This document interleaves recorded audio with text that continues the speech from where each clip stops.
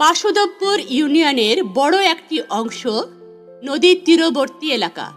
গোদাগাড়ী পৌরসভার নিকটবর্তী এই ইউনিয়নটির উত্তরাঞ্চলগুলোর যোগাযোগ ব্যবস্থা, শিক্ষা ব্যবস্থা, চাষাবাদ সহ হিন্দু সম্প্রদায়ের মন্দিরগুলো ছিল দুরবস্থায়।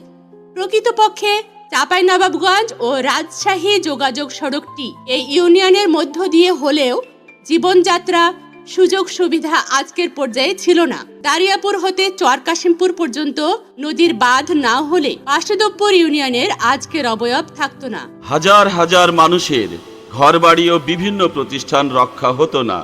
যে কয়েকটা শিক্ষা প্রতিষ্ঠান ছিল সেগুলোর ভবন ও বেতন চালু ছিল না।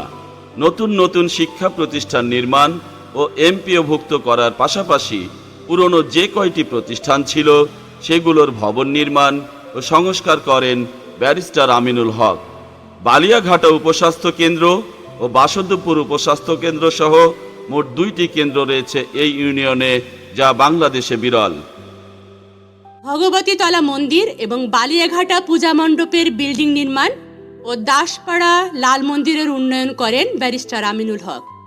বাসুদেবপুর ইউনিয়নের সকল প্রাথমিক বিদ্যালয়, মাধ্যমিক বিদ্যালয়, রাস্তাসহ বিভিন্ন প্রতিষ্ঠানে ব্যারিস্টার আমিনুল হকের অবদান রয়েছে। গোলগোফর বালিকা উচ্চ মহাবিদ্যালয়, কাশেমপুর 2 নম্বর সরকারি প্রাথমিক বিদ্যালয়ের ভবন নির্মাণ, অলকাতলা উচ্চ বিদ্যালয় স্থাপনা,